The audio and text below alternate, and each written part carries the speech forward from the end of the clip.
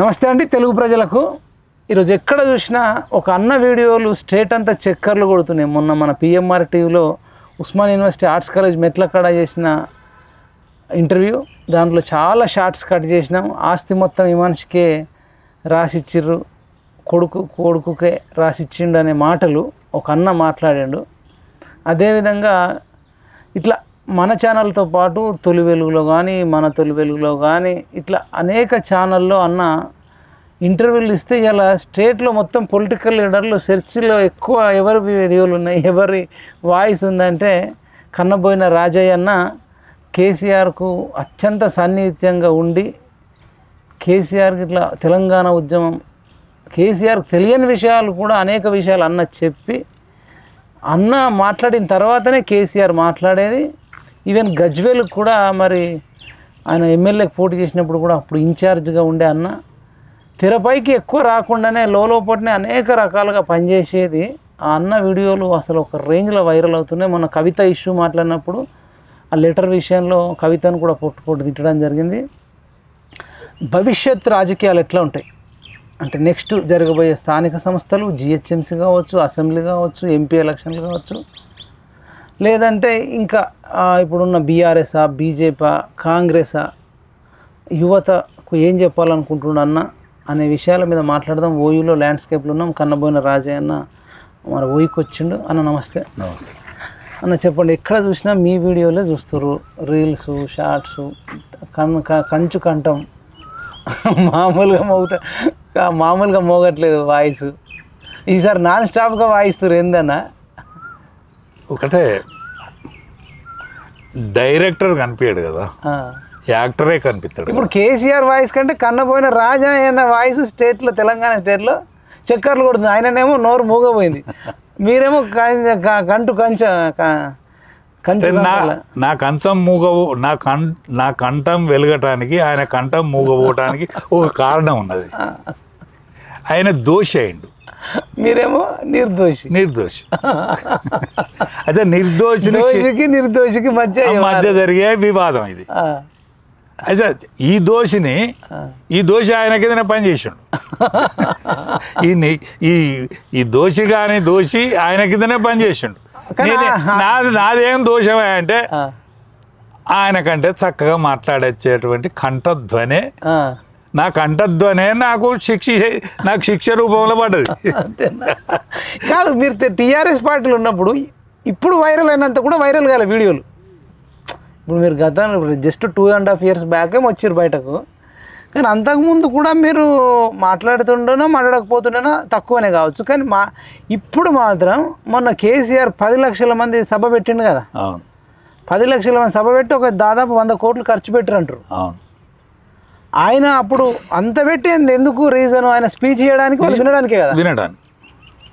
100 కోట్లు పెట్టినా ఆయనకు రాని రెస్పాన్సు. నాకు తెలిసి మీరు ఏ ఛానల్కి పోయినా ఎవరు మిమ్మల్ని డబ్బులు అడుగుండ్రు, ఒక్క రూపాయి కూడా. ఇప్పుడు మన ఛానల్లోనే 40-50 లక్షల మందికి రీచ్ అయింది. అంటే మొత్తం కలిసి 1 కోటి మంది చూసి ఉంటారు. ఆయన 100 కోట్లు పెట్టి 10 లక్షల మందికి వినిపిస్తే మీరు కూర్చున్న దగ్గరికి వెళ్ళి ఇలా 1 కోటి మందికి వినిపిస్తారు. మళ్ళీ 99% మీరు మాట్లాడిన దానికి అగ్రే చేస్తారు. ఒకటే డైరెక్టర్ కనిపించాడు కదా, ఘంటసాల గారు కనిపించేదా, గానం ఈతలకి వెళ్ళేది, బయటకు వచ్చి సుశీల గారు కనిపించలేదు, జానకమ్మ వీళ్ళందరూ కనిపించారు కదా. అవును, వాణిశ్రీ కనిపిస్తుంది, అవును, అక్కినే నాగేశ్వరరావు కనిపిస్తుంది, సావిత్రి కనిపిస్తుంది, ఎన్టీ రామారావు కనిపిస్తారు. అయితే వీళ్ళు తెర వెనుక ఉండే వాళ్ళందరూ కనిపించారు. అది మీరు ఆ టీంలో, నేను ఆ టీంలో ఒక పార్ట్నర్, నేను ఆ టీంలో ఒక ఇంపార్టెంట్ పోర్ట్ఫోలియో చేసే వ్యక్తిని. మిగతా పోర్ట్ఫోలియో ఇచ్చినందుకు కేసీఆర్ అశ్రద్ధ చేసి అవమానం చేయకుండా మంచిగుండు. అశ్రద్ధ చేస్తే మాకు కావాల్సింది తెలంగాణ, మేము తెలంగాణ పిచ్చోళ్ళం తప్ప మాకు కావాల్సింది ఏమి లేకుండే. అనుమానపడ్డాడు వీడు, ఏడడ్డం వస్తాడో నా కొడుకో నా బిడ్డకో, అల్లునికి అడ్డం వస్తాడని ఎరకలే ఆయనకు అనుమానం లేదు, అల్లుని కాడ అనుమానం లేదు. ఎందుకంటే అల్లుని నేను సయోధ్యగా కలిసి ఉండేది. మనం మీరు ఎప్పుడు కూడా ఎమ్మెల్యే అడగలే, ఎంపీ అడగలే, మంత్రి ఏది అడగలే నేను. మరి మీ మీద ఏమీ కావాలని అనలే. నా సహజత్వమే ఆయనకు అనుమానం వచ్చింది. సహజత్వమే, నేను సహజంగా ఉండేటోని. అనుమానం అంటే ఏ రకమైన అనుమానం? అంటే సహజత్వం, నేను సహజంగా ఉండేటోని. అరే వీడు ఏది అడగడు, ఏదైనా చేయగలుగుతాడు, వీడు రూపాయి కూడా అడగడు, 5 పైసల బిల్లు అడగడు, డీజిల్ ఎట్లా పోసుకుంటాడు, వీడు బట్టలు ఎట్లా కట్టుకుంటాడు, ఇస్త్రీ ఎట్లా చేయించుకుంటాడు, ఇవన్నీ కలిస్తే నేను ఒక కావనభూతమా, లేకపోతే ఒక శక్తివంతునా, లేకపోతే శ్రీమా విష్ణువా, లేకపోతే హిరణ్య కశపునికి నరసింహస్వామిని కనిపించిందా, ఎట్లా కనిపించిందో తెలియదు, కానీ నన్ను ఏవీ కాకుండా చేసాడు. అంటే మీరేమనుకుంటారు అసలు, ఎందుకు మీ మీద అనుమానం పడ్డారు? అసలు అనుమానం ఏంది అంటున్నా, మేబీ ఏమనుమానం అది? అంటే కాలబడి ఆయన కంటే ముందు కాలం మాట్లాడాలి నేను. ఇప్పుడు బుచ్చగానికి ఎవడి శత్రువు? యాచక శత్రువు. బుచ్చగానికి ఎవరి శత్రువు అంటే బుచ్చగాడే శత్రువు. రైట్, వేరే లేదు. బుచ్చగానికి ఎవరి శత్రువు అంటే బుచ్చగాడే. వాడు బుచ్చమే ఆడుకుంటాడు, వీడు బుచ్చమే ఆడుకుంటాడు కదా. వాడు ఆడుకున్న కాడికి వీడు అత్తడు కావచ్చనే కానీ వాని కొర చూస్తాడు. వీని వృత్తి అడుక్కున్నాడే, వాని వృత్తి అడుక్కున్నాడే. కేసీఆర్ మాట్లాడుతోడే నేను మాట్లాడుతోనే. అచ్చా బుచ్చగాడే శత్రువుగా నేను శత్రువుడు ఆయన. ఆయన ఊహించుకున్నాడు. అరే వీడు అబ్బా వీని మాటతో అందుతలేని అనుకున్నాడా, వీడు రూపవంతుడు అనుకున్నాడా, వీని పట్టులాల్చి ఎట్లా వస్తుంది అనుకున్నాడా, వీడు నాకంటే దగదగ మెరుతాడు అనుకున్నాడా, ఆయన కోటేరు లాంటి ముక్కే అని నేను అనుకున్నా, నాది గద ముక్కు కదా అని ఆయన ఎరక కదా. ఇప్పుడు ఆయనదో గద్ద ముక్కు, కోటేరు లాంటి ముక్కు అని నేనంట. అసలు ఆ కోటేరు లాంటి ముక్కు నాకున్నది. ఇవన్నీ నాకు శత్రుత్వం అయింది. మా తల్లి కన్నది, ఆయన తల్లి కన్నది అంతే. ఆయన చాలా చదవచ్చు, పాండిత్యంలో పండితుడు, పండిత పామర్లను మెప్పించేటువంటి కెపాసిటీ ఆయన.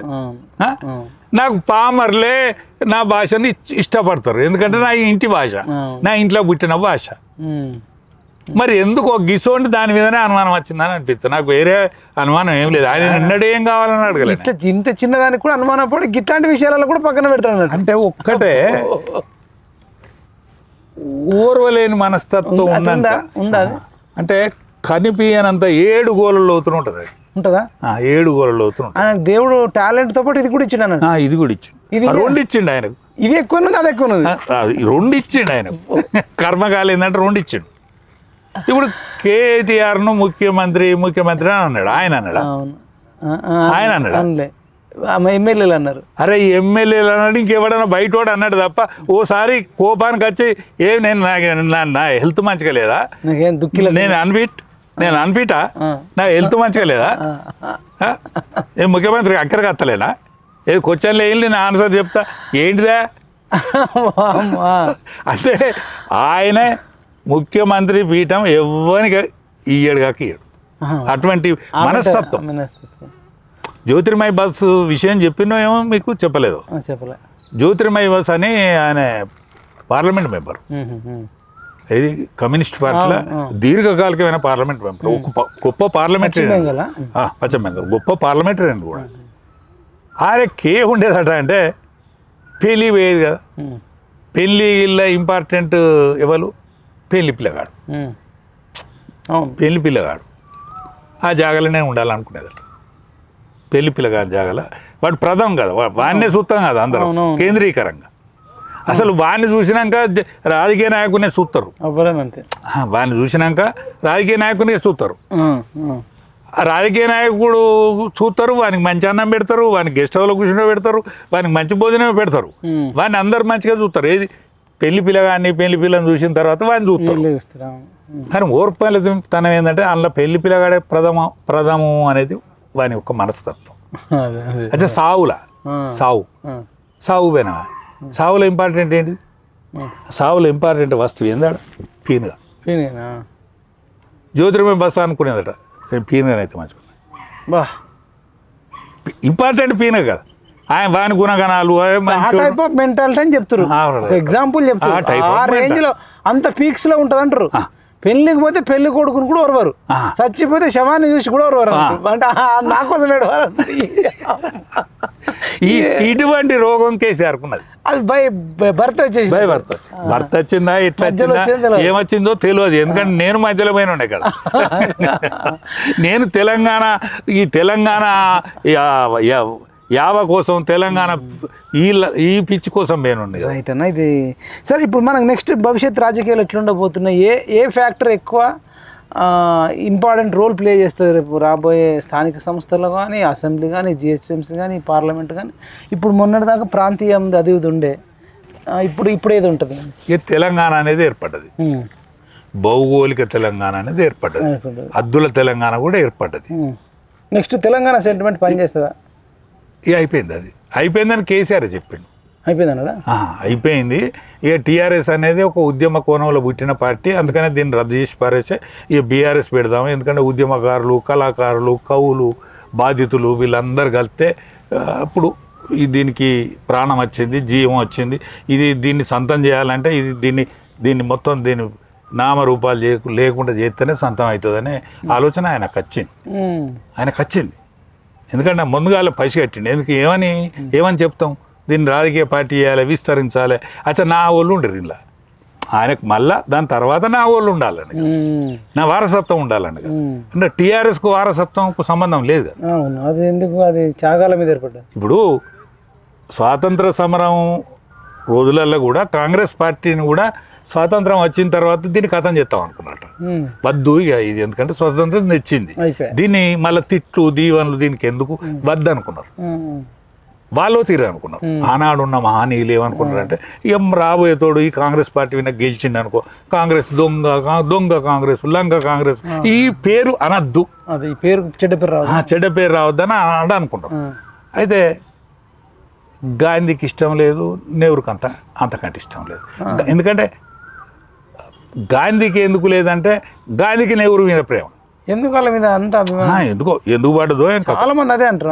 గాంధీ ఇప్పుడు ఎందుకంటే మనకు ఆయనను మెజారిటీ కాంగ్రెస్ సభ్యులు ఎన్నుకోలే, ఒక్క ఓటు కూడా పడలే ఆయనకు, ఒక్క ఓటు కూడా పడలే. కాంగ్రెస్ పార్టీలో ఒక్క ఓటు పడని నెహ్రూను, అచ్చా వల్లభాయ్ పటేల్కేమో గాంధీ అంటే ఇష్టం, వల్లభాయ్ పటేల్కు గాంధీ అంటే ఇష్టం. మెజారిటీ ఓట్లు ఆయనకు పడ్డాయి, ఒక్క ఓటు పడనోడు ఎవరే అంటే నెహ్రూ, ఒక్క ఓటు పడనోడు నెహ్రూ. అయితే ఈయనకో తీరు సంజాయించండు వల్లభాయ్ పటేల్కు గాంధీ పిలుచుకొని, ఆయన యంగ్, నువ్వు పెద్ద మనిషి అయినావు, పోతే నీకు హెల్త్ కూడా సరిగ్గా ఉండదు. ఇప్పుడు స్వాతంత్రం వచ్చినాక వెంటనే దబ్బన ఆరోగ్యం ఖరాబ్ అయ్యి ఏదన్నా జరగరాని జరిగితే, ఇప్పుడే మా స్వాతంత్రం వచ్చింది, దీనికి కొంచెం సిస్టమ్ వేరే తిరిగి ఉంటుంది. పోతే ఆయనకి ఇంగ్లీష్ వస్తుంది, నీకు హిందీ బాగా వస్తుంది, నువ్వు సమర్థునివే కదా, నీకు హిందీ బాగా వస్తుంది అని. అంటే ఆయనకున్న ప్రేమను ఇట్లా మెల్లగా తిప్పిండు. వల్లభాయ్ పటేల్తోనే ఒప్పించేటట్టు వల్లభాయ్ పటేల్ ఒప్పుకున్నాడు. మా గాంధీ ఎట్లా చెప్పారు అట్లా అన్నాడు. మళ్ళీ హోమ్ మినిస్టర్ నువ్వు చేయొచ్చు అని కూడా చెప్పచ్చు. ఆయనకు ఆశ లేదు. ఆయనకు ఇప్పుడు ఆయన ఏంది స్ట్రేట్ ఫార్వర్డ్ మ్యాన్, ఆయన స్టేబుల్, ఆయన నిజంగా సర్దారే, సర్దారే. అది ఎందుకంటే ఇప్పుడు పులి ఉన్నది కదా, పులి క్రూర జంతువే, మాంసాహారమే తింటది, అది కడుపు నిండా తింటది, తినాక పట్టది. దాని పక్క పోయిన మేకపోయినా లేకపోతే లేడీ పోయినా అది ముట్టుకొని కూడా ఇట్లా చూసి అప్పే పట్టదు. అంటే పులికి కొన్ని లక్షణాలు ఉంటాయి, ఆ సర్దారుకు కూడా కొన్ని లక్షణాలు ఉండే, మంచి లక్షణాలు ఉండే. గాంధీ చెప్తాను కదా పోనీ అనుకున్నాడు. అది పోయి ఏం చేసిండు, ఇంతలో తొందరగా గాంధీ చచ్చిండు కదా, గాంధీని చంపిండు కదా. సరే ఎట్లా చంపినా ఏం కథ అనేది మనకు అక్కర్లేదు. కానీ నెహ్రూ కాంగ్రెస్ని అట్లా కొనసాగించండు. ఎందుకు కొనసాగించండు? ఆయనకు కొంచెం నా తర్వాత కూడా ఉండాలి, నేనున్నసేపు నాకు ఉండాలి. అట్లనే ఈయనకు కేసీఆర్ కూడా నెహ్రూని ఫాలో అయ్యండి. అంతే. అంటే ఈ ఏంటంటే వీళ్ళంతా ఫ్యూడల్స్, కనిపించని ఫ్యూడల్స్, కంటికి కనిపించనియరు. కానీ వీళ్ళకి అందరూ మనల్ని చూసే విధానం కానీ చేసే విధానం కానీ మంచిగానే చూస్తారు కానీ నమ్మరు. పోయిన తర్వాత మళ్ళీ వాడి సహజత్వం లోపలి పోగానే మన సహజత్వం ఇట్లా పూరి పంజాబ్ ఇప్పుకుంటుంది అంతే. బా అది సరే, ఇప్పుడు భవిష్యత్ రాజకీయాలు ఎట్లా మరి? తెలంగాణ మీద నడకపోతే దేని మీద నడుస్తాయి మరి? ఒక్కటే, తెలంగాణ అయిపోయింది, తెలంగాణ వచ్చింది, అద్దుల ప్రాంతీయ అభిమానం ఇది క్లోజ్. ప్రాంతీయ అభిమానం క్లోజ్ అంటే క్లోజ్ కాకుంటే శాసనసభ కోతీరు జరిగిన ఎన్నికలు, పార్లమెంట్కి వచ్చేవారు కోతీరు జరిగినాయి, జరగలేదు. అచ్చా థర్డ్కి పోతాడా టీఆర్ఎస్? అవును, పార్లమెంట్లో థర్డ్కి పోయాడు. థర్డ్ కూడా కాదు, అసలు ఒక డిపాజిట్ అయిపోయాయి, అసలు ర్యాంకే లేదు. జీరో వచ్చినాక థర్డ్ ఎట్లయితే జీరో అంటే ఆ పాయింట్కి పడిపోయిండు. అంటే మరి వీడు వద్దనుకున్నాడు కదా, అరే వీడు రాజ్యం చేస్తాడా పోతే వాళ్ళకు బీజేపీ వాడు బీసీ అన్నాడు కానీ మరి వీడు అందుకునేటట్లేదు.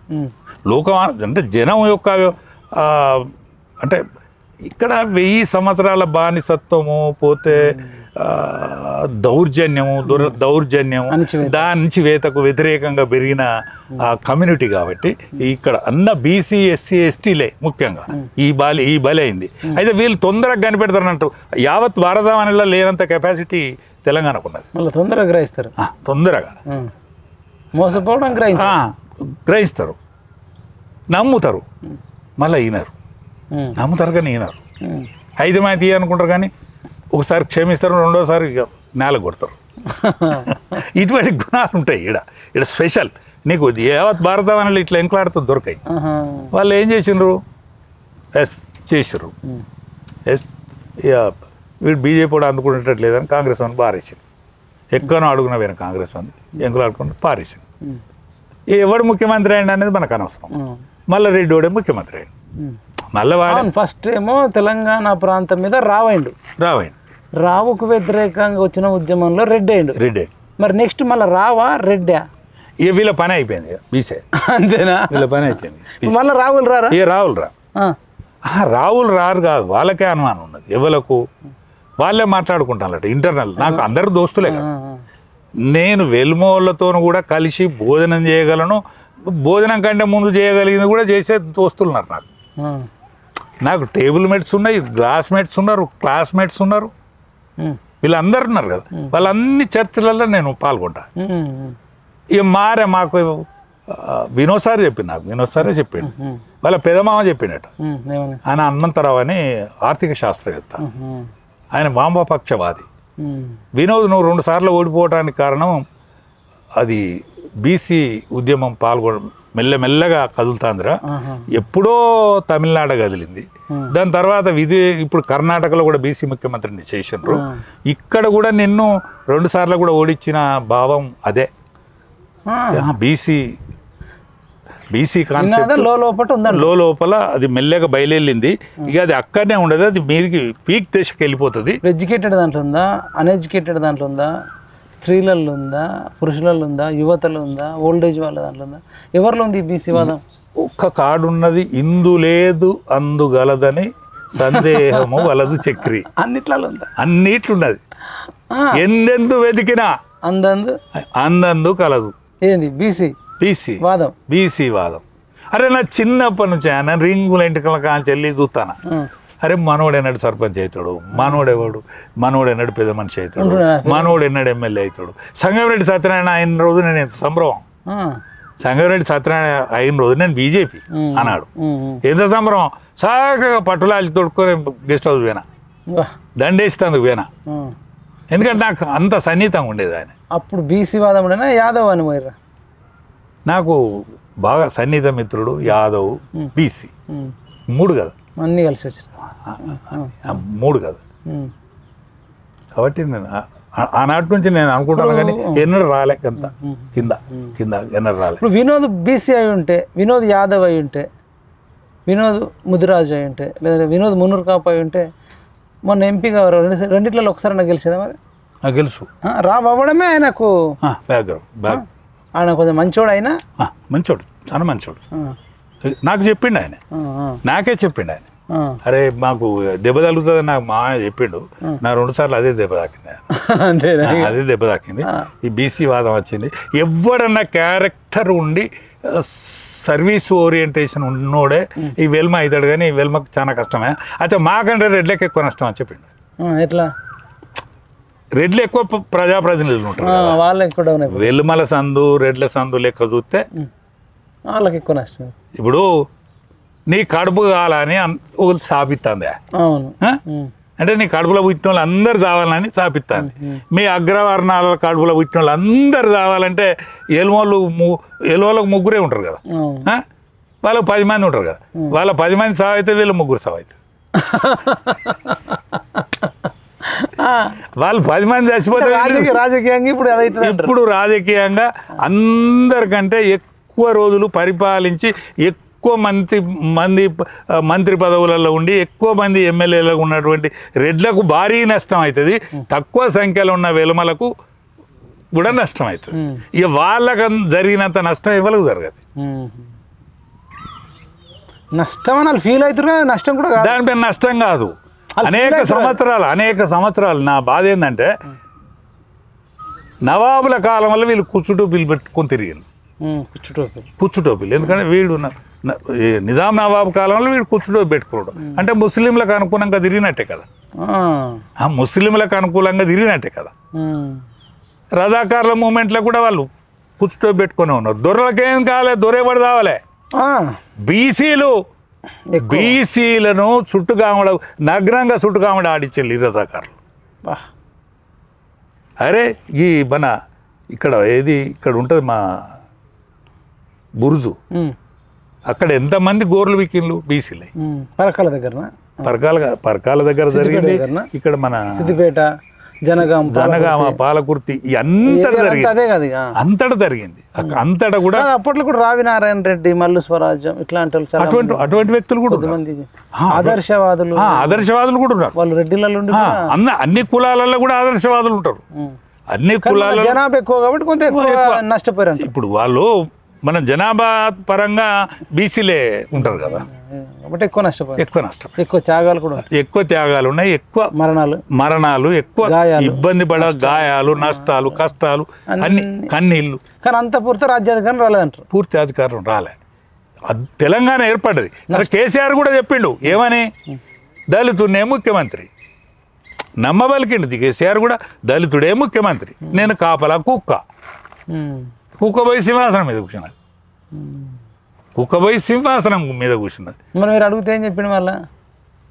మేము అసలు నేనైతే అరే నిన్ను ఎవడన్నా అనుమంటానాడే, ఎందుకు అంటాను నువ్వు, నిన్ను ఎవడన్నా అనుమంటాడా, ఎందుకంటానవే ఏ రాయన మాట తప్పడు కాక తప్పడు కేసీఆర్ అడుతాడు. దళితుడే చేస్తే తప్పేంది, నేను దళితుడే అన్నాడా? నీకెందుకు కోపం? సాటు కూడా నీకెందుకు నన్ను అనేది? అరే నీకెందుకు కోపం? బీసోడు అంటే నీకు నిమ్మలం అయిద్దా? బీసోడు అంటే నిమ్మలం అయిద్దా? అరే కాదే, మాకు వాయు వరుసలు ఉంటాయి మాదిగోళ్ళకు, మాకు అన్న తమ్ముడు బావ బామ్మది. నేను మామ అని పిలుతా, మా సభ వెళ్ళాను మా ఎల్లు మామ అని పిలుతా, మా జనకట్టని మామ అని పిలుతా, నేను సీతసమ్మయ్యను బామ్మరిది అని పిలుతా. అరే మాకు వాయు వరుసలు ఉంటాయా? మాకేం తేడాలు ఉంటాయి. మరి ఎందుకు వద్దనేది మీరు చెప్పొద్దు అనేది? మీరు ఎందుకు చెప్పొద్దు బయటకు అనేది కేసీఆర్ అంటున్నా? అట్లా కాదు, నాకు ఖచ్చితంగా నేను దళితున్నే చేస్తా అని ఆయన అన్నాడు. మీరు ఎందుకు చెప్తున్నాను మీరు అన్నారు. అరే మీరు నిన్ను ఇవ్వడనమాట అంటే ఏడు తిరుగుతుందో ఇప్పుడు అది అంటే నాకు ఎరికే ఇటువంటి అన్ని మట్టిగానే మభ్య పెడతారు. మళ్ళీ ఇదంతా మళ్ళీ మాట వస్తుంది. ఈ ఇజ్జత్ ఎందుకని నేను నా కడుపులో ఉండేది. అరే వట్టిగా కనిపెడతానా నేను? వట్టిగానే కనిపెడతా. కళ్ళల్లో ఏమున్నది, కడుపులో ఏమున్నది. దళితుని సీఎం చేయడానికి ఈయనెందుకు ఇంత కష్టపడతాడు డౌట్ వచ్చింది. అరే రాదా? వస్తుంది కదా. దళితుని సీఎం చేయడానికి కేటీఆర్ ఎందుకు పిలిపిస్తాడు? కవిత వీళ్ళందరూ రానే యాక్చువల్లీ నేను మియా బీబీ అనే వీళ్ళందరూ రానే యాక్చువల్లీ ఇదంతా ఎదురు ఇదంతా మాయ జరుగుతుంది. చెప్పేది ఒకటి చేసేది ఒకటి, ఇదంతా మాయ జరుగుతుంది. మరి ఎందుకంటే ఊకేసప్పుడు ఊక్కో అది నమ్మబలికి. రైట్. సరే ఇప్పుడు మరి బీసీలదే ఎక్కువ పాత్ర ఉందంటారా నెక్స్ట్ ఎలక్షన్లో? బీసీ మళ్ళీ మీరు యాదవ్ల కోసం కూడా మాట్లాడుతానన్నారు. ఏం చెప్తారు యాదవ్ల గురించి? అంటే ఇప్పుడు దాదాపు 300 కాపులు బీజేపీలోకి వచ్చారు. బీజేపీ ఇప్పుడు రాబోయేది బీజేపీకి అనిపిస్తుంది మొగ్గు. ఎందుకు అనిపిస్తుంది? 18 ఏళ్ళ నుంచి 30 ఏళ్ళోడు 32 ఏళ్ళు ఉన్నాడు. వాడు నరేంద్ర మోడీకి కనెక్ట్ అయ్యాడు. వాడు నరేంద్ర మోడీ, వాడు మోడీ అంటాడు. కేసీఆర్ కనెక్ట్ కాలే? లేదు, కేసీఆర్ కానాడు కనెక్ట్. 14 ఉద్యమ కాలంలో 2014 నుంచి 14 వరకు యువకులు కూడా అన్నాడు 18 ఏళ్ళ నుంచి 30 ఏళ్ళు ఉన్న యువకుడు కేసీఆర్ కనెక్ట్. కేసీఆర్ అంటే ప్రాణం ఇచ్చేది. కూడా శ్రీకాంత్ పెట్రోల్ చచ్చిపోయి అందరు చచ్చిపోయి. అరే ఎంతమంది చచ్చింది, ఎంతమంది ప్రాణ త్యాగాలు చేసింది కేసీఆర్. అంటే 18 ఏళ్ళున్న 32 ఏళ్ళ వరకు ఆనాడ ఉన్నాడు. 18 ఏళ్ళోడు ఇవాళ ఏమైండు 45 ఏళ్ళే. 35 ఏళ్ళు ఉన్నోడు ఏమైండు 55, 60, 70 అయిండు. వాడు కాలు వంకర పోయింది, ఓని కను వంకర పోయింది, ఓని పిల్లలని చచ్చిపోయింది, ఓని కొడుకు పెళ్ళి, ఓనికి కొడుకు పిచ్చోడు అయిండు, ఒకరి నా ఒకరు లేదు. నేను మొన్న ఒక ఇంటర్వ్యూలో నేను ఓని పిల్లని చచ్చిపోయిందా, నేను ఈ మాట అన్నా. పెద్ద రాత్రి ఫోన్ చేసిండు, అదే పొద్దుగాలమంట. మళ్ళీ పొద్దున్నే ఫోన్ చేసిన, వాడు ఒకడే ఏడ్స్ పెడతాడు. ఏంది తమ్మి ఎందుకురా అంటే, నేను వీడియో చూసిన అన్న రాత్రి. ఏమైందిరా, నేను ఏంది తప్పు మాట్లాడినా? తప్పు కాదన్నా, పిల్లని చచ్చిపోయింది నాది దృష్టిలో పెట్టుకుని అన్నామని నాకు అనిపించింది. అంటే నువ్వు ఆయన దృష్టిలో పెట్టుకోలేని అట్లా అనుకున్నాడు. అరే ఎందుకురా నీ భార్య చచ్చిపోయిందా తమ్మి అంటే, చచ్చిపోయింది కదన్నా నా భార్య చచ్చిపోయింది. నేను కాలుకు బట్ట కట్టకుండా తిరిగినన్నా, నేను ఈ ఇల్లుని చూడలేదు, మొంగిని చూడలేదు అని తిరిగిన. అంటే ఈ 32, 35 ఏళ్ళు ఉన్నోడు గా స్థితికి వెళ్ళిపోయాడు. అలా న్యాయం చేయలేదు మరి కేసీఆర్. న్యాయమే పని చేయలేదు. వాళ్ళ అందులో హాస్పిటల్లో చూపించాలి. అంతలా అయితే అందులో పాల్గొన్న వాళ్ళందరూ ఎక్కడ దొరికితే అక్కడ చంపించే అధికారం అంటే నేను చంపేస్తాను అందరినీ. ఎందుకంటే ఇక వాళ్ళు కనిపించద్దు, వాళ్ళు కనిపించద్దని కలిసి ఉద్యమం చేసినట్టు కనబడదు. ఇక వద్దు, వాడు శత్రువేనా. ఇప్పుడు దయాకరావు కొట్టే, దయాకరావు తిట్టే, శ్రీర్ సాబ్ తిట్టే. ఇప్పుడు మన ఈ చేవెళ్ళ చెల్లమ్మ వేరే పార్టీనే, మహేందర్ రెడ్డి, పట్నం మహేందర్ రెడ్డి, వీళ్ళందరూ కొట్టిన వాళ్ళు తిట్టిన వాళ్ళు. ఇప్పుడు మన శ్రీనివాస్ యాదవ్ ఉన్నాడు, మెదకులో ధరిమే. మనంపల్లి హనుమంతన్న ఉన్నాడు. హరీష్నే కొట్టే, నాకే చెప్పినాను నన్ను కొట్టిండేవాడని. మళ్ళీ వాని పార్టీలో తీసుకుంటాను ఏం చెప్పాలని. అంటే కొట్టిన వాళ్ళను తిట్టిన వాళ్ళను వాళ్ళందరినీ జమ చేసిండు, వాళ్ళందరినీ పార్టీలో దింపుకున్నాడు. ఆనాడు ఉద్యమాల్లో తిరిగిన వాళ్ళను వీళ్ళందరినీ కూడా మెల్లమెల్లగా కథం పెట్టించాడు. అసలు ప్రపంచంలో ఎవరు అట్లా చేయరు కదా. అన్నం పెట్టినోడికి సాయం చేస్తారు వీలైతే. ఇప్పుడు నువ్వు నాకు సాయం చేసినావు, వీలైతే తిరిగి సాయం చేస్తా, లేదంటే సప్పటిదాకా ఉంటా. కానీ సాయం చేసినావు నీ తొక్కడం అనేది ఏ చరిత్ర ఎక్కడ చెప్తుంది నాకు అర్థం కాలేదు. ఎక్కడ లేదు. కానీ ఇప్పుడు మోడీ అని కదా ఇరిగిన వాళ్ళు ఉంటారు అన్న. ఆయనకు వీలైతే సాయం చేస్తాడచ్చు, లేకపోతే ఆయన బిజీలో ఉంటాడేమో. కానీ నేను తొక్కాలి అనేది ఉంటుందా? మరి మరి ఈయనకు స్పెషల్ ఉన్నది. మరి రాజశేఖర రెడ్డి వెనక కూడా తిరిగిన వాళ్ళు ఎంతో మంది సెటిల్ అయిన వాళ్ళు ఉన్నారు అద్భుతంగా. దగ్గర పిలిచి ఇంకేదంటే అది చేయవని, ఇది ఇచ్చేసి అది ఇచ్చేసి తీసుకో తిను మంచిగా ఉండు. ఆయన దానకరుడే, ఆయన పేరు రాజశేఖర రెడ్డి. దానకరుడు. ఎన్టీఆర్ కూడా నమ్ముకున్న వాళ్ళందరినీ కూడా ప్రమోట్ చేశాడు. నార్మల్ ఆయన ఒకసారి ఆయనకు చిరుతిండి తినే గుణం ఉండేనట. ఒకసారి ఆయన గారెల బండి కాడ ఆడ కాలుతాండే బండి తెప్పు అన్నాడట. బండి మీద గారెలు తెమ్మన్నాడట. తిన్నాడట. మన వెంటనే మన అడ్రస్ దొరకబట్టి మన ఎమ్మెల్యే టికెట్ ఇచ్చాడు. అంత కృతజ్ఞత. ఈ దేవేంద్ర గౌడ్ గారు ఇటు పోతుందట, ఇది మన కాన్వాయ్ పోతుంది. పోతే మంచిగా చక్కగా ఇట్లా అద్భుతంగా కనిపించిండు, ఒక పక్కకు ఒదిగి కనిపించిండు. ఆయన పిలుచుకురమ్మన్నాడు. ఏ స్థాయి పోయింది దేవేంద్ర గౌడ్ అంటే, ఆయన నజరు పడితే టేస్ట్. ఎందుకంటే ఆయన యాక్టరు, పోతే ఆయన భోజన ప్రియుడు, అంటే టేస్ట్గా తినతోడు. అంటే గటువంటి వాళ్ళను అట్లా కనిపించిన ప్రతి ఒక్కడు ఆ స్థాయికి పోయాడు. మస్తు మందికి అనామకులు కూడా. అయితే ఈయన ఎంబడి తిరిగినోడిని ఎవరిని ఏమి కానియలేదు, కానియలేదు మొత్తం. ఇప్పుడు స్క్రీన్ ప్లే డైరెక్టర్ బతకం ఇది లేదు. నేను సీన్స్ ఉంటాయి కదా మన దాసనారాయణరావు, కథా రచయిత, స్క్రీన్ ప్లే డైరెక్టర్ ఆ స్థాయి కాదు కావచ్చు. కనీసం నాకున్న దాంట్లో 8.5 సంవత్సరాలు మెదక్ జిల్లాలో పండుకున్నానండి. 8. నా డ్రైవరు సతీష్ పొక్కలు తీస్తే నేను జెండా లేని కాడ మొత్తం జెండాలు పాతిన. మెదక్ జిల్లాలో ఏ ఊళ్ళే గ్రామాల జెండాలు లేవో ఈ జెండాలన్నీ బాచినోడు వీడే. నా డ్రైవర్ సతీషే సాక్ష్యం. సరే, మనం ఇప్పుడు మీరేం చెప్తారు? ఇలా మనకి ఎక్కువ మీరు బీసీ నినాదం యాదవుల పాత్ర చెప్తామన్నారు. ఈ రెండు విషయాలు ఎక్కువ ఒక్కటే చెప్పండి. నేనేమంటానంటే మున్నూరు కాపులు దాదాపు లైన్కి వచ్చింది రాజకీయంగా ఏదైనా గౌన్లు రాజకీయంగా సెటిల్ అయ్యింది. ఏ పార్టీలు ఉన్నా ఎడ్యుకేట్ అయ్యారు. బీసీలలో మెజారిటీ కులమైనటువంటి ముదిరాజులు వాళ్ళకు రాజకీయ పార్టీలో ఉండేటువంటి శక్తి లేకున్నా వాళ్ళు ధనం కానీ మజిల్ పవర్ కానీ ఇవన్నీ ఉండేవి పాపం వాళ్ళకు. గరీబోళ్ళు కానీ వాళ్ళు ఒక్క తాటి మీదకి వచ్చింది. వాళ్ళు ఏది ఉన్నా బ్యాంచ్ మనకు ఈటల అందరూ అవుతారు రమ్మోడు మనకు ఓడు ఉన్నారా అన్నాడు. ఆర్థిక మంత్రిగా ఒక వెలిగిండు, ఆరోగ్య శాఖ మంత్రిగా దవాఖానలో పోయినా కూడా మేము ముదిరాజులం అంటే గౌరవం దొరికింది అని వాళ్ళంతా ఒక లైన్కి ఒక ర్యాలీకి వచ్చారు. ఇప్పుడు ఎటుగాకుంటున్నది యాదవులకు ర్యాలీ లేదు, ఎడ్యుకేట్ కాలే. పోతే ఉన్నదా భూమి జాగ ఉంటుంది కదా, అంటే కష్టపడి భూమి జాగ ఉంటుంది కానీ భయం ఉంటుంది. ఈ ధైర్యం తోడేలతోని పులితోని ఎవడన్నా అడ్డం అత్తే పారంది దొంగ వాడిని ఎంబడి వాడైనా పోతాడు. ఎవరు ఏదైనా ఇంత మొండితనం. అసలు గొల్లోడు అంటే ఏందనుకుంటాం? గొల్లోవాడు అంటే అభీరుడు, అంటే భయం లేనివాడే గొల్లోడు. మీనింగ్ అది, భయం అనేది లేదు. కానీ ఈ భయపడు కూడా ఉన్నది. ఏం భయపడు? ఏమందన్నది చేలికం ఎత్తుంది, చేను ఎత్తుంది మన ఇవన్నీ. ఈ దొరలు వెళ్ళొచ్చినాక ఏం చేసిండ్రు? అది వరకు ఈ గొర్రెలు మేసేది కదా, ఎదురైన వాళ్ళ తిట్టేది వాళ్ళని.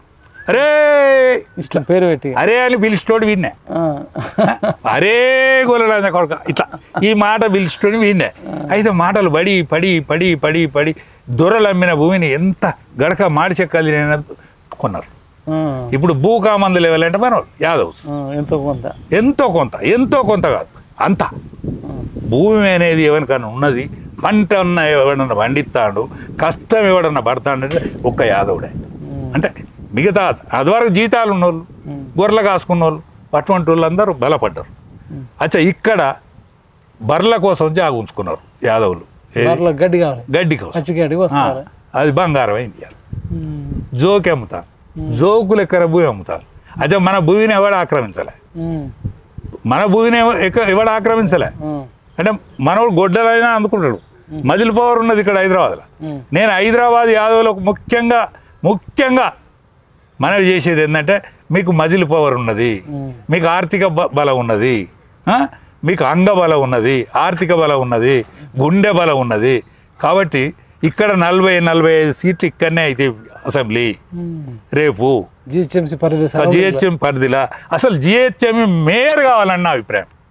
ఫస్ట్ మేయర్ రేపు యాదవే కావాలి ఇక్కడ హైదరాబాద్. అంటే ఆ జీలు ఉంటే అవుతాం, అచ్చా. మరి నువ్వేమైనా చెప్పేతో నువ్వేమైనా అంటే చెప్పే కాడికైనా వచ్చినా కదా, ఆ జీలు ఉంటే నేను చెప్పే కాడికైనా వచ్చినా కదా అంటాను. ఎందుకు మేయర్ మీద అంతా ఏముంటుంది? మేయర్ పట్టుబడుతున్నారు. వాడు ముఖ్యమంత్రి అయితే వీడు మేయర్ అంటే వీడు మామూలుడా, ప్రధానమంత్రి వచ్చినా వీడే కదా పోయేది. దాంతో గౌరవం పెరుగుతుంది కదా సమాజంలో. అంటే ఇప్పుడు యాదవులకు ఇవ్వడం వల్ల బీసీలలో కొంత, అంటే అందరు సెక్షన్లలో అందరూ బాగా పంచుకుంటాను. కానీ మనం కూడా పంచుకోవాలి. మనం మెజారిటీ గ్రామాలలో ఉన్నాం, సిటీలో ఉన్నాం. మెజారిటీ గ్రామాలనే కాక సిటీని కూడా ఆక్రమించుకున్నాం. సిటీలో బహుజనం మన. ఇప్పుడు గొల్ల కుర్మాలు కలిస్తే ఇది మనకు ఎదురొచ్చేటోడే లేడు. గొల్ల కుర్మాలు మనం కలిసే ఉంటాం.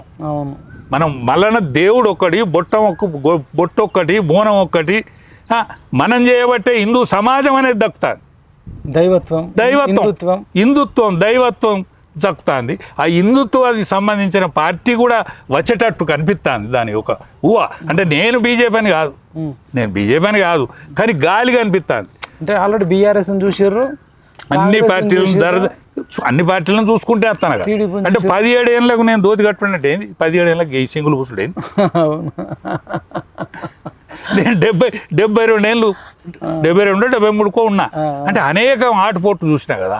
అందుకనే రాబోయే రోజులలో మన వాటా మనం పంచుకోవాలి. అందుకనే యాదవ్ కూడా మేలుకో, రాబోయే రాజ్యాన్ని ఏలుకునే ప్రయత్నం చేయి. దయచేసి దయచేసి రిక్వెస్ట్ చేస్తారా? రిక్వెస్ట్ చేస్తాం, దయచేసి. డిమాండ్ కాదు కానీ రిక్వెస్ట్. ఎందుకంటే మనోడు డిమాండ్ కాడుకో మనం మనోడు ఏటమటం చేస్తాడా అయింది, అటు పోతాడా అయింది, ఇటు పోతాడా అయింది, కొద్దిగా అంత నమ్మకం తక్కువ ఉంటుంది. కానీ ఇక పట్టుబడుతున్నాడు. పట్టు దొరకాలంటారు. పట్టు దొరికినాక ఇడిచిపెట్టాడు అంతే. పట్టు దొరికినాక ఇడిచిపెట్టాడు. పట్టు దొరికేదాకా పట్టు దొరకడు. అందుకనే నేను ఎవరు డిమాండ్ చేస్తలేను, మనోళ్ళను రిక్వెస్ట్ చేస్తాను. దాదాపు యాదవులందరూ కూడా ఒక్కసారి ఆలోచించాలి. మనకు అవకాశం ఎలా రాదు. ఎందుకంటే కాంగ్రెస్ అంటే రెడ్లే అంటే రెడ్లు మొదటి భూమిక పోషిస్తారు.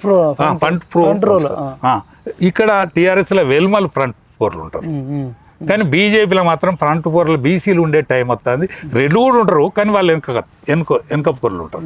అంటే ఇప్పుడు కిషన్ రెడ్డి ప్రెసిడెంట్ కదా, లేకపోతే అట్లీస్ట్ ఈక్వల్ అన్నా కనబడుతుంది అట్లా. ఎందుకంటే వాళ్ళకి విధి లేదు. అంటే యావత్ భారతం అని చూస్తే కూడా మనకు అట్లా లెక్క ఉన్నది కదా. ఎట్లా లెక్క ఉన్నది? ఒక బీసీ ప్రధానమంత్రి, యాదవులలో ఇప్పుడు 2 ముఖ్యమంత్రులు. మన యాదవులలో హర్యానా ప్లస్ మధ్యప్రదేశ్ ముఖ్యమంత్రులు.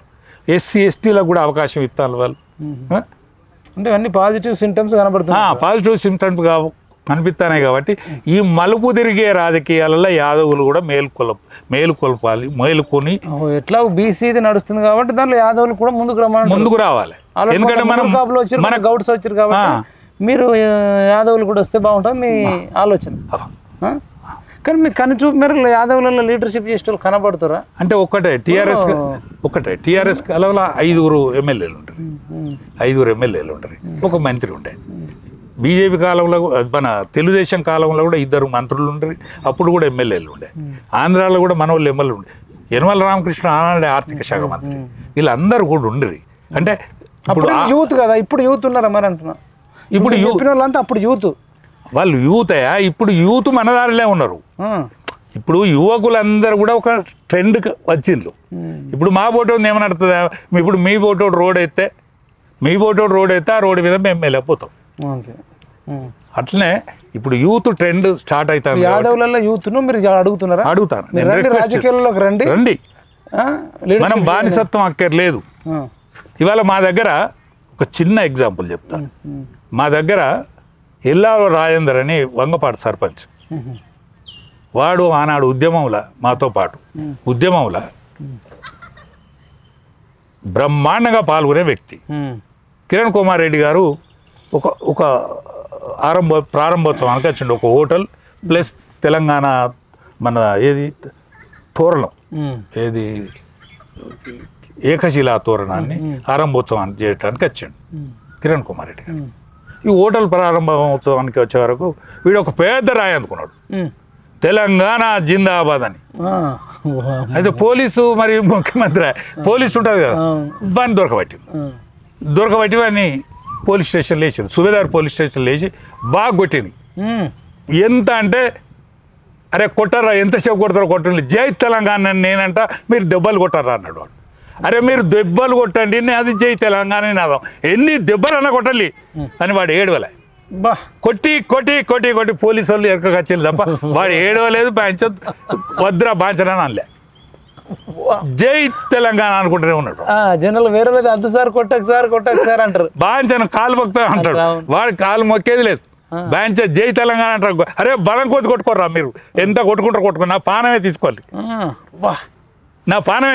ఆఖరికి రౌడీ షీటర్ పెట్టాను వాని మీద, మావోని మీద రౌడీ షీటర్ పెట్టాడు. ఏం పేరు అయిన పేరు? రాజేందర్. ఈటల్ మన అది ఎల్లావుల రాజేందర్ సర్పంచ్, వంగపాటి సర్పంచ్ ఎల్లావుల రాజేందర్, వాడిని రౌడీ షీటర్ పెట్టలే. కానీ మంచివాడు, ఉద్యమకారుడు. ఆయన గురించి ఎందుకు చెప్తారు ఇంతసేపు? ఎందుకు చెప్తానంటే ఉద్యమంలో కూడా మనం అంతటా ఉంటివి. ఇప్పుడు ఆయన బీసీనా? బీసీ యాదవులు అంటే బీసీ కదా, యాదవ్. రాజేందర్ అంటే యాదవ్. ఇప్పుడు మురళీ యాదవ్ ఆయన తెలుగుదేశం పార్టీలు ఉండే ఈ పురుషార్థుడే నన్ను, అరే నేను ఎమ్మెల్యేని చేయాలి మురళన్న రాత్రి బోనాల పండుగ అయితే ఆడు ఉండి పట్టుకురా. నాగరమైన వెంకటరాములు మహబూబ్నగర్లో అత్యంత అద్భుతమైన తెలియగలడు. ఇప్పుడు బీసీ బీసీ పాలసీ మేము ఇద్దరం కలిసి చేసినాం. అంటే మనోళ్ళు ఆనాడు మెరికెల్లా అన్ని జిల్లాలలో మెరిసిండ్రు, అన్ని జిల్లాలలో మెరిసిండ్రు. ఉద్యమం అప్పుడు బాగా పనిచేసిండ్రు, బాగా కష్టపడ్డారు. కానీ వీళ్ళని ఎటు కాకుండా చేసిండు కేసీఆర్ అనుకుంటే వీళ్ళందరూ మంచి పొజిషన్, మంచి పొజిషన్లో వస్తారు. అచ్చా బోనాలు ఎవరు చేసిండ్రు? బోనం ఎవరికి ఇష్టమే?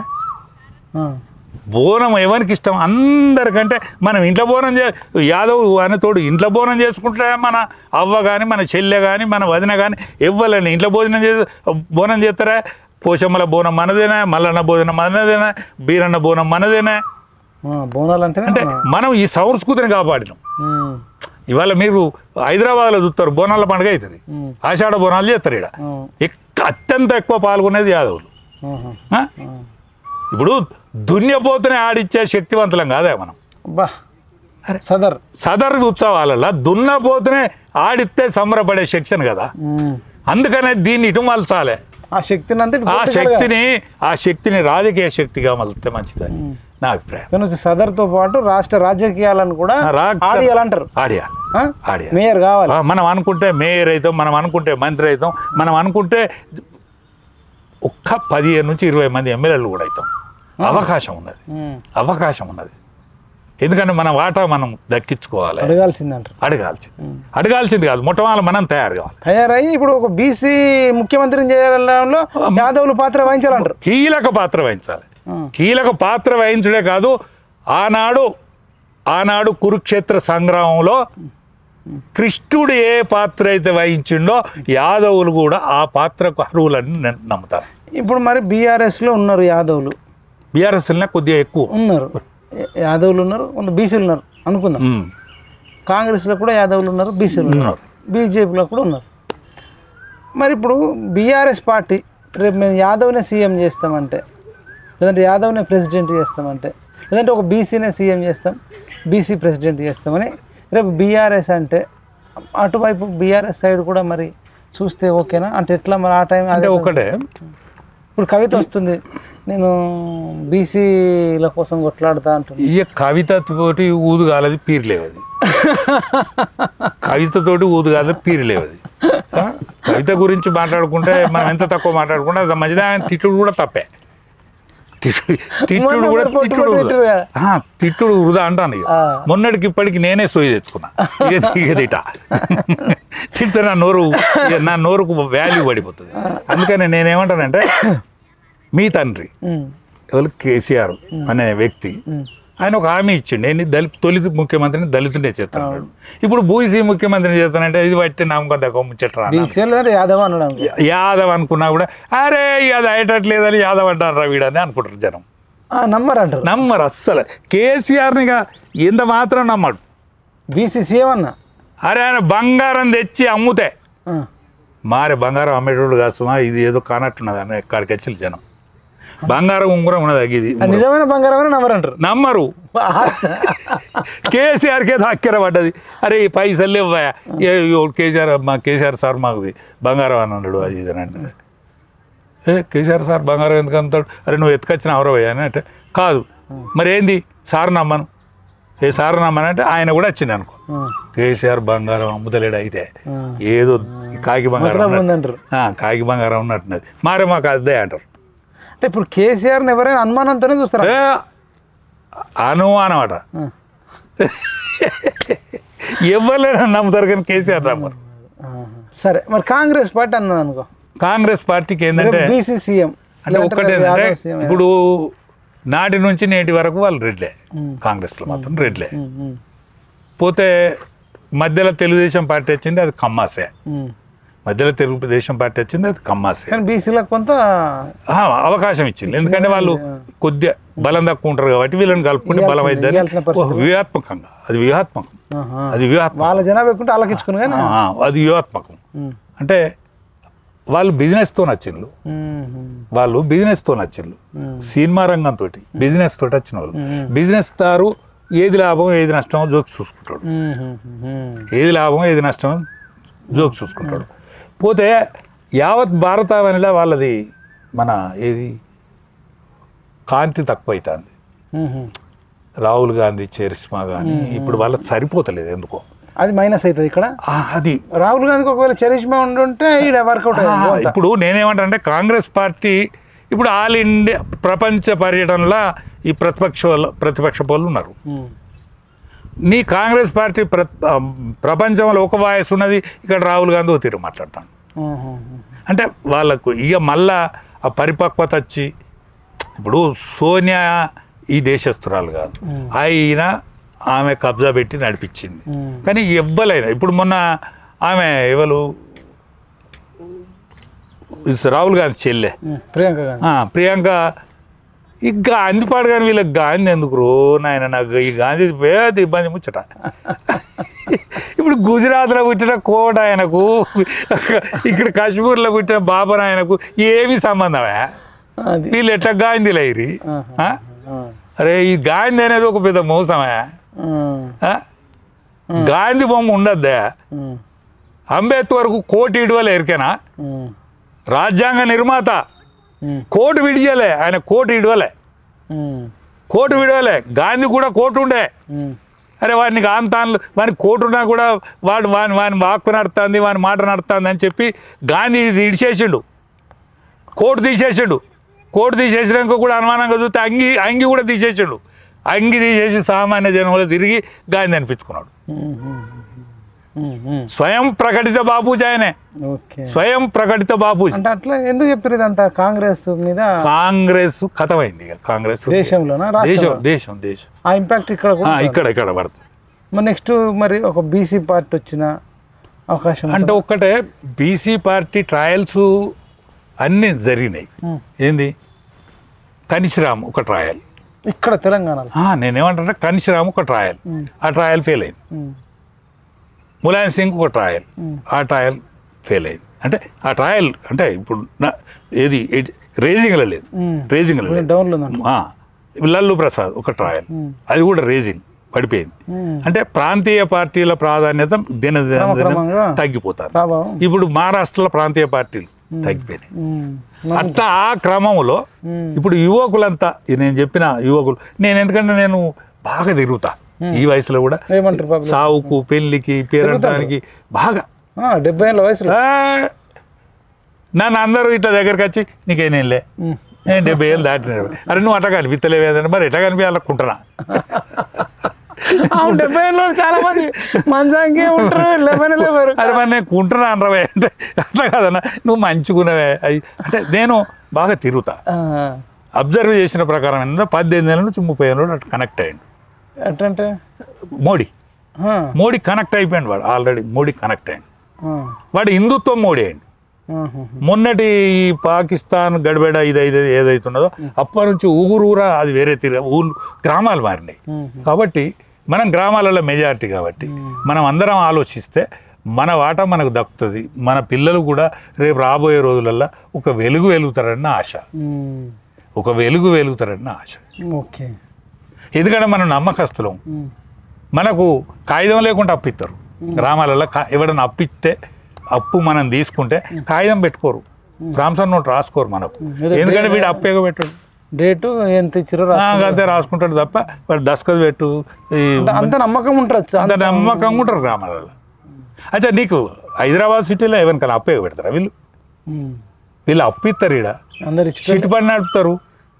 వారు అప్పగా పెడితే దెబ్బలు చంపి వసూలు చేస్తారు. ఊర్లలో కూడా ఇప్పుడు యాదవులు దాదాపు ఎక్కువ మంది ఇచ్చేటోళ్ళే ఉంటారు, తీసుకునేటోళ్ళు తక్కువ ఉంటారు. అందుకని ఆ స్థాయి వేరం మనం. కానీ మనకు లేని స్థాయి ఏంటంటే రాజకీయం, ఇండ్ల వాటా తక్కువ రమ్మంటారు. ఇండ్ల రాంటి ఇదేనా ఫైనల్ మెసేజ్. ఎందుకంటే నేను సచ్చే లోపల బీసీ ముఖ్యమంత్రిని చూసి చచ్చిపోదా అని, ఒక యాదవుల ప్రజాప్రతినిధులను, మంత్రులను, ఒక మేయర్ను చూసి చచ్చిపోవాలి ఆశ. సరే, అంత సబ్జెక్ట్ చాలా బాగా వచ్చింది, మంచిగా మరి వింటర్ కావచ్చు. లాస్ట్గా కవిత మీకు ఇష్టం లేకపోయినా మొన్న ఇందిరా పార్క్ దగ్గర ఒక మీటింగ్ పెట్టుకొని కేసీఆర్కి నోటీస్ ఇవ్వడం అంటే 4 కోట్ల మందికి ఇచ్చారు. కాళేశ్వరం అంటే ఏమనుకుంటున్నారు? కాళేశ్వరం తీసిన మట్టితోనే కొన్ని వందల పిరమిడ్లు కట్టవచ్చు, బూర్జ్ ఖలీఫాలు కట్టవచ్చు అని చెప్పుకొస్తున్నా కాంక్రీట్తో అట్లా. సరే, ఇక అవకూత భాష మీద పట్టు తండ్రి ఇదంతా ఉండి మంచిగానే మాట్లాడేది, మాట ఏం తప్పలేదు. కానీ ఆమె మొట్టమొదలు జైలుకు పోయి వచ్చిన మొట్టమొదటిది ఇక్కడ మీటింగ్ తిహార్ జైలు నుంచి తెలంగాణ నుంచి ఫస్ట్ తిహార్ జైలుకి పోయింది ఫస్ట్ మహిళే. మొన్న మాట్లాడింది ధర్నా చౌక్లో మాట్లాడింది, ఆయన తండ్రి ఎత్తివేసిన ధర్నా చౌక్లో. అవునా, ధర్నా చౌక్ ఎందుకు ఎత్తేసిండు? మళ్ళీ అదే ధర్నా చౌకులు అదే తండ్రి కోసం ధర్నా చేయడం అనిపిస్తుంది. అంటే కర్మ ఫలితం అంటారు దీన్ని. అంతే, దీన్ని ఏమంటారు అంటే కర్మ ఫలితమే. ధర్నా చౌక్ ఎత్తేసిండు, ఆయన కోసమే మళ్ళీ బిడ్డ చేస్తాను, బిడ్డ చేస్తా. ఇంత గతి పట్టింది అంటారు. ఇటువంటి గతి ఎవరికి రావద్దు, మా భగవాన్ కూడా రావద్దు. మీరు అనుకున్నారు 10 ఏళ్ళ కిందట అరే ఎందుకు ఎత్తేస్తానని నాకుండే. ఎందుకంటే మనం ఆ చౌకు నుంచే కదా తెలంగాణ, ధర్నా చౌక్ లేకుండా ఆ ధర్నా చౌకు నుంచే కదా మన ఉస్మానియా యూనివర్సిటీ పిల్లలందరూ ఆ ధర్నా చౌకులనే దెబ్బలు తిన్నారు కదా. ఆ ఉస్మానియా యూనివర్సిటీ పిల్లలందరూ అక్కడనే పోలీస్ కేసులు అయినాయి కదా, అక్కడనే బాదర బందీలకు గురైంది కదా. అటువంటి ధర్నా చౌకును ఎత్తేస్తే న్యాయమా? మనం తెలంగాణ ఇచ్చిన ధర్నా చౌకు అవును తెచ్చినాక ధర్నా చౌక్ ఆర్ట్స్ కాలేజ్ లేకుండా ఎక్కడికి మనకు అయ్యేది కాదు. వీళ్ళని తిప్పలు పెట్టుడే, ధర్నా చౌకును ఎత్తివేస్తుడే. మీరు ఎక్స్పెక్ట్ చేసిరా 10-15 ఏళ్ళ కిందట కేసీఆర్కి ఇట్లా ఒక నోటీస్ వస్తుంది, కేసీఆర్ కోసమే కేసీఆర్ కూతురు ధర్నా చౌక్లో ధర్నా చేస్తుంది అని మీరు ఎక్స్పెక్ట్ చేసిరా? అసలు మీ ఊహకని అందిందా ఓ 10-12 ఏళ్ళ కిందట? ఒక్కటే, అందరికంటే అన్నిటికంటే మనిషికి బరువు భుజం మీద కానీ దేనికంటే బరువు ఇచ్చేదట కొడుకు శవం. ఎక్కువ బరువు ఇచ్చేది, అత్యంత బరువు. అంటే కొడుకు వానికి నిప్పు పెట్టాలి కదా, కొడుకు వానికి నిప్పు పెట్టాలి కదా. అయితే వాని శవాన్ని మోసే దుస్థితి అనేది తండ్రికి రావచ్చు. ఎంత బాధాకరమైన బరువు అంటారు. బరువు అట్లనే మనకి తెలంగాణ అయితే అనేక సంవత్సరాల నుంచి కష్ట నష్టాలకు గురైన తెలంగాణ వచ్చిందో ఆ ధర్నా చౌక్ నుంచే వచ్చింది. ఆ ధర్నా చౌకనే కాదు, రాష్ట్రంలో కానీ దేశంలో ఎక్కడెక్కడ ధర్నా చేసుకోవడానికి ప్లేస్ ఆ చౌకుల నుంచి వచ్చిందే మనకు, ఆడబుట్టింది ధర్నా స్థలాల నుంచే పుట్టింది. ఆ నుంచే మనం కాకతీయ యూనివర్సిటీలో ధర్నా చేసారు, ఓయిలో చేసారు.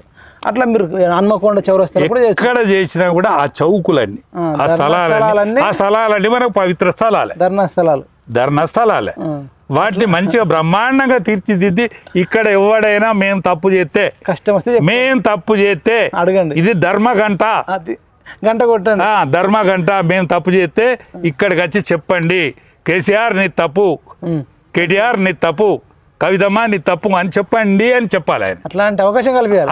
అటువంటి అవకాశం కల్పించుడే కాదు, అన్యోకని మా తండ్రి దోషాన్ని అనకుండ్రి, మా తండ్రి దోషాన్ని అనకుండ్రి,